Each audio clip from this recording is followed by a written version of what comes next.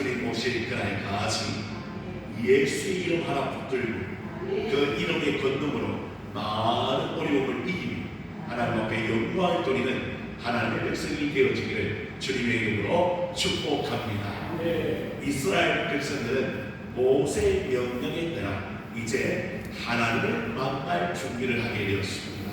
그렇게 하려면 먼저 무엇을 준비해야 한다고 모세는 이스라엘 백성들에게 말했습니까? 우리가 지난 시간에 보았던 14절과 15절의 말씀에 이런 준비의 내용이 나오는 것을 보게 됩니다. 뭘 준비합니까? 모세가 산에서 내려와 백성이 이르되 백성을 뭐하게 하니? 성결하게 하니, 깨끗하게 하니 그들이 자기 옷을 말리더라. 그리고 15절에 보니까 모세가 백성의 일을 준비하여 셋째 날을 기다리고 여인을 가까이 하지 말라 하니라. 여러분, 그래서 구약 성경에는 제사장이든 이 백성들이든 하나님을 만나기 위해서는 뭘 준비해야 합니까? 자기 몸을 준비해요. 먼저 육체가 깨끗해요. 그렇지 않으면 하나님을 만날 수가 없죠. 마음으로 준비되어져 있습니다. 사모함으로 나아가면 하나님께서 그 예배 가운데 은혜를 베풀어 주시지 않겠습니다. 저도요, 여러분, 제가 우리 모교회에 살았을 때 이제 청년 시절에는요, 모교회와 우리 집이 1시간 넘게 걸리는 기간이 있습니다. 왜냐하면 우리가 거기 있다가 이사를 했기 때문이죠. 그런데 계속 제가 살았던 교회에 등록하여 계속 그 교회를 섬기게 되었습니다. 여러분, 버스를 타고 그 버스가 여러분 한 50분 정도 그렇게 걸리는 버스. 그 버스를 타고 또 내려서 가는데 여러분, 만약에 7시 예배로 하면 여러분 15분 전에 가려면 얼마나 빨리 준비해야 되겠습니까? 여러분, 그런데 그 준비된 마음으로 가니까 예배 때마다 하나님께서 말씀을 주시고 은혜를 주시고 응답을 주시는 것을 청년시대 경험했습니다. 사랑하는 성도 여러분, 여러분도 마찬가지입니다. 오늘은 그냥 나와 있는 심령들이 아니라 오늘 하나님이여 이 예배를 통하여 하나님 나를 통하여 영광을 받으시기를 원하고 하나님 이 예배가 살아있기를 원하고 하나님 이 예배가 정말 하나님이 받으실 만한 그런 예배가 준비되어져 있으면 얼마나 좋을까. 여러분, 이제 온 백성들을 깨끗하게 하고 모세가 백성을 거느리고 드디어 시내산으로 올라갑니다. 이제 셋째 날이 되었습니다. 그리고 하나님께서 어떻게 임재하십니까? 16절의 말씀을 보시기 바랍니다. 16절입니다. 함께 같이 읽어볼까요? 16절 시작. 셋째 날 아침에 우레와 번개와 빽빽한 구름이 산 위에 있고 나팔 소리가 매우 크게 들리니 진중에 있는 모든 백성이 다 떨더라. 하나님의 임재를 구약시대에 보니까 뭐가 나타나더라? 우레와 번개와 빽빽한 구름이 나타나는 거죠. 하나님 임재 가운데 있을 때 이런 현상이 나타나요. 여러분, 우레는 뭡니까? 우레 천둥 소리잖아요. 번개는 뭡니까? 번개 끈적끈적거리는 그 빛이 강렬하잖아요. 빽빽한 구름은 뭡니까? 여러분, 덤성덤성 있는 구름이 아니라 빽빽한 구름은요, 이게 바로 여호와의 임재를 상징한다. 그래서 시편의 말씀을 한번 찾아보기를 원합니다. 시편 77편입니다. 말씀을 한번 따라가 볼까요? 시편 77편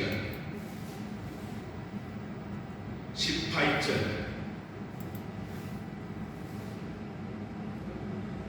시편 77편 18절. 시편 기자도 이렇게 이야기하네요. 18절 77편 시작. 해오리 바람 중에 주의 우레 소리가 있으며 번개가 세계를 비추며 땅을 흔들고 움직여나이다.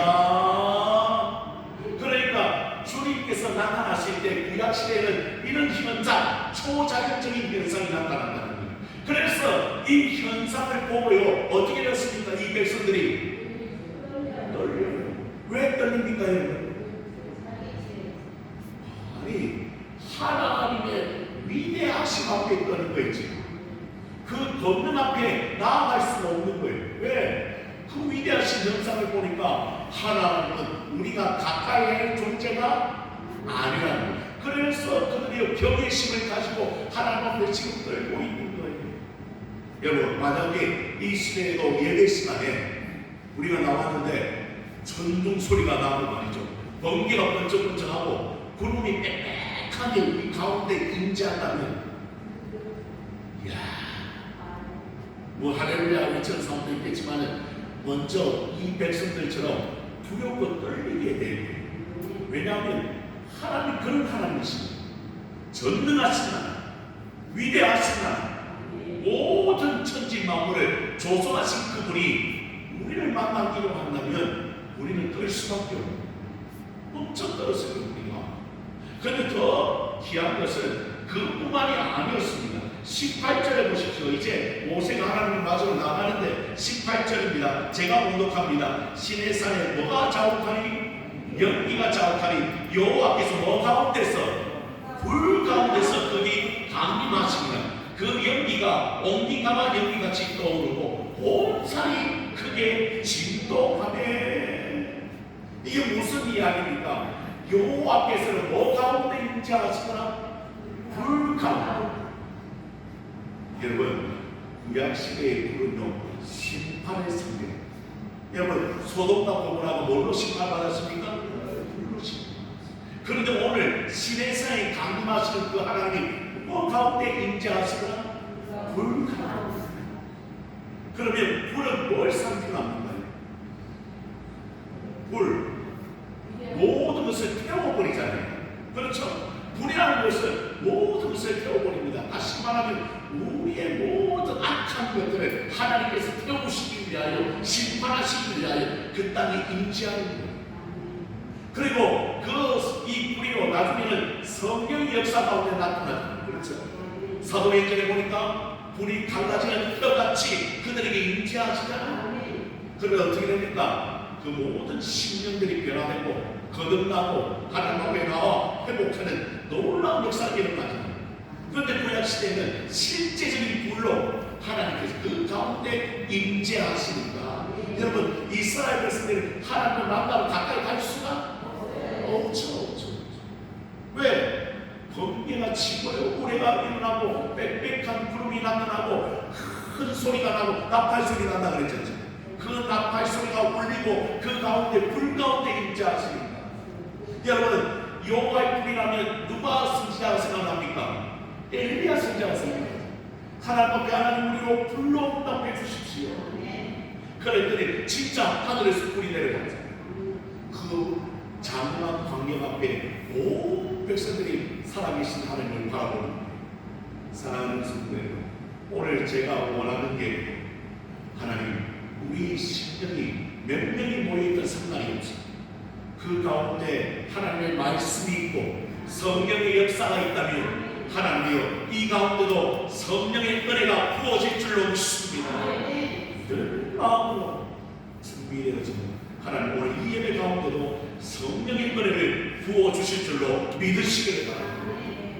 각자의 심령, 제가 이제 세미나를 나오는데 그 목사님들의 목회 현장을 이야기해 주시거든요. 어떻게 내가 목회했다. 여러분, 40몇 년 동안, 50몇 년 동안 목회한 그 현장은요, 이루 말할 수 없을 거예요.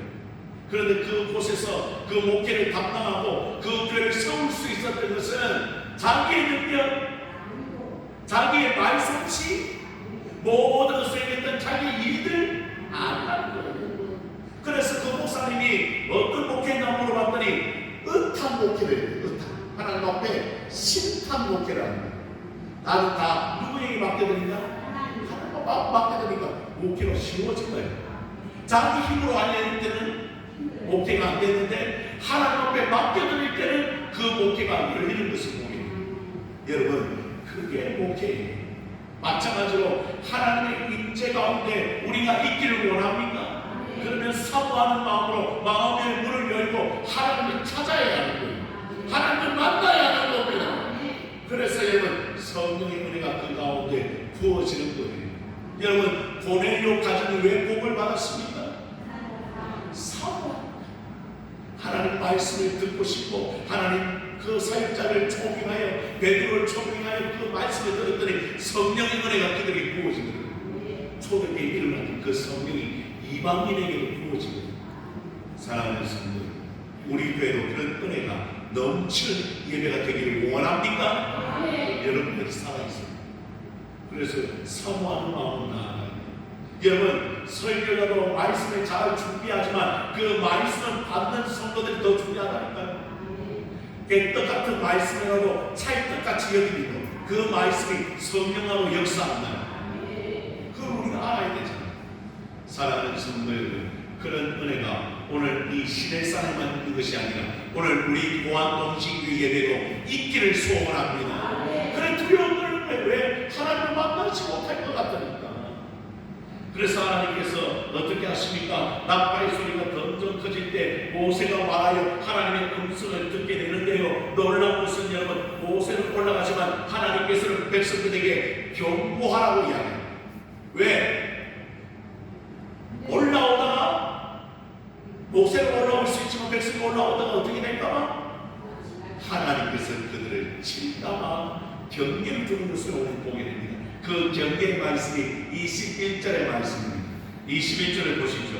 함께 같이 읽어볼까요? 21절입니다. 시작. 여호와께서 모세에게 이르시되 내려가서 백성을 경고하라. 백성이 밀고 들어가 나 여호와에게로 가서 보려고 하다가 많이 죽을까 하노라. 그들이요 놀라운 광경을 보고 하나님의 인재를 봤잖아요. 그들도 누굴 만나고 싶어서 하나님 만나고 싶어서 모세같이 올라오다가 그들 백성은 이제 어떻게 됩니까? 죽어. 왜? 구약시대에는 하나님을 본 자는 죽거든. 왜? 그 위대하고 위대하신 하나님을 누구도 볼 수가 없어. 여러분 아시죠? 모세도 그 지나가는 등을 봤다고 그랬잖아요. 그러니까 여러분 이런 일들이 하나님의 임재 가운데 일어나고 있거든요. 그러니까 제약된 인생으로 마음껏 하나님을 만날 수가 구약시대에는 없었어요. 그래서 하나님께서 경계를 두시는 거죠. 더 이상 올라오지 말아라. 그래서 제가 직접 시내산을 올라가 봤잖아요.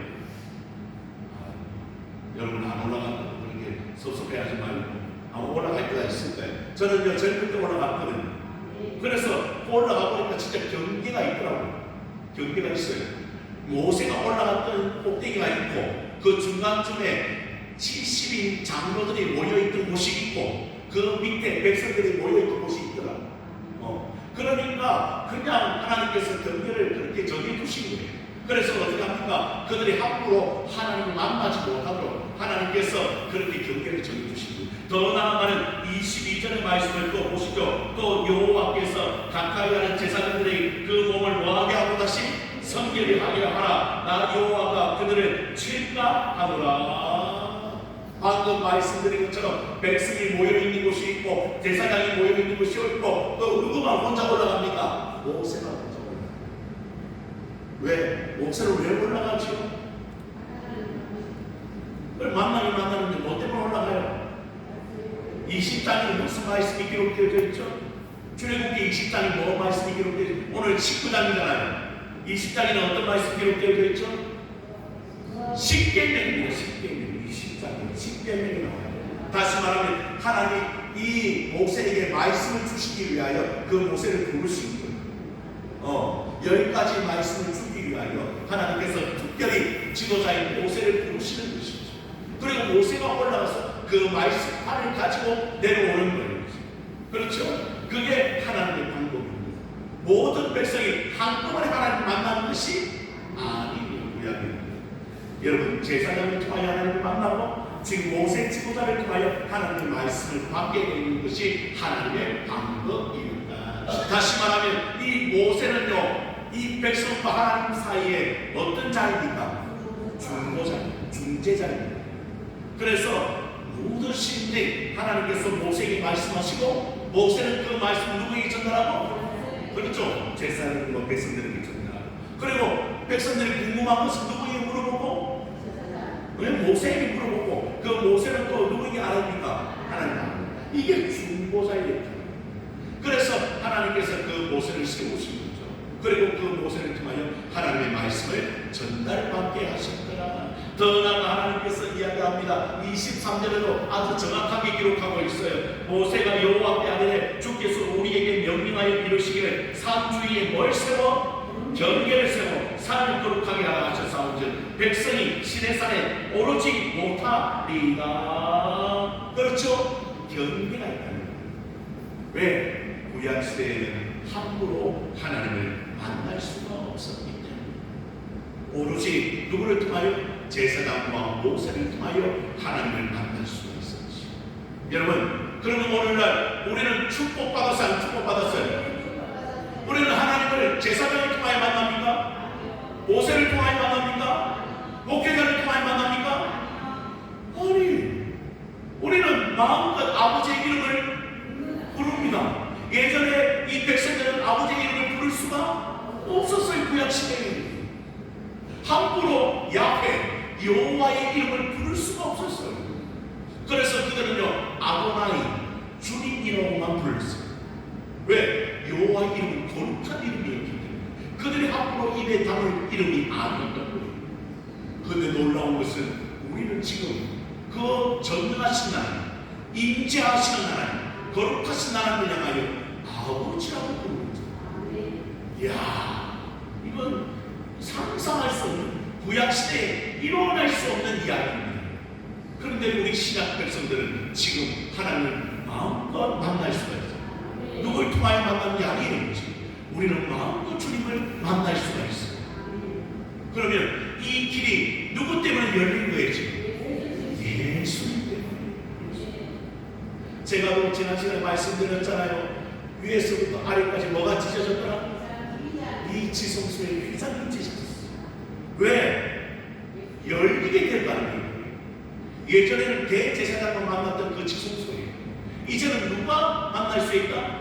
우리 모두가 은혜의 보좌 앞으로 담대히 나아갈 수 있다. 그게 시브리서 말씀이에요. 너희에게는 큰 대제사장이 있으니 그 제사장은 누구이다? 예수 그리스도. 그분을 통하여 우리는 마음껏 하나님을 만날 수 있다. 내가 꼭 길이요 진리요 생명이니 나로 만미한 자는 아버지께로 올 자가 없느니. 그러니 길이요 진리요 생명 되신 그 주님 때문에 우리가 아버지께로 가까이 갈 수 있게 됩니다. 이야, 이 같은 축복을 구약 성도는 누릴 수가 없었다. 그런데 우리는 지금 누리고 있습니다. 중보자 되신 예수 그리스도, 그분이 이 길을 열어놓으셨기 때문에 우리가 마음껏 지금 예배 자리에 나와 하나님의 은혜를 구할 수가 있는 것입니다. 너희가 더 이상 다른 이름으로 구하지 아니하겠으니 내 이름으로 구하면 오늘 하나님께서는 들어주신다고 하셨습니다. 그 이름이 누구의 이름입니까? 예수 그리스도의 이름으로 구하면 반드시 내가 들어 응답하시겠다. 그게 요한복음의 말씀입니다. 사랑하는 성도 여러분, 여러분들 지금 이 특권을 누리고 있는 줄로 믿으시기를 바랍니다. 얼마나 감사합니다. 그래서 옆 사람을 한번 인사하십시다. 당신은 복 받았네. 시작. 얼마나 많은 복을 누리고 있는지. 그래서 오늘 주님께서 말씀합니다. 경계를 정해야 됩니다. 경계 벗어나면 어떻게 됩니까? 그 백성들은 하나님 치시는 거예요. 죽을 수밖에 없어요. 그런데 우리에게는 경계를 정해놓지 않으셨어요. 그리고는 오늘 이 예배 자리로 하나님께서 우리를 불러주셨습니다. 그렇다면 이 은혜를 우리가 날마다 누려야 되잖아요. 그래서 예배가 중요해요. 여러분, 이 예배에 안 나오신 분들은 여러분 안타깝게 여겨요.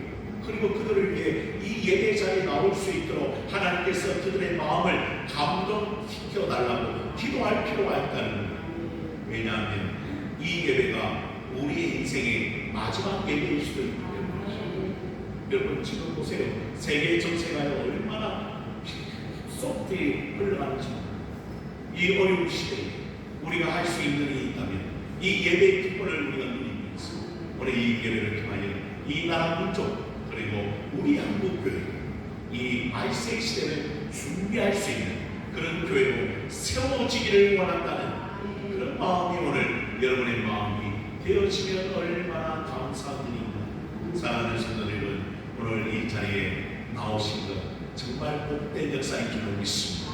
그래서 우리는 그분의 임재 앞에 나와 그리고 그분 앞에 이야기합니다. 하나님, 우리의 영혼을 새롭게 하여 주시고 힘을 다하여 주시고 오늘 이 땅에 사는 동안 정말 하나님을 예배하고 하나님께 영광 돌리는 삶을 살게 하옵소서. 그렇게 승리하며 예배를 통하여 하나님을 만나고 힘을 얻고 또 능력을 받아 많은 하나님들의 감당하는 하나님의 백성들이 다 되어지기를 주님의 이름으로 축원을 드립니다. 기도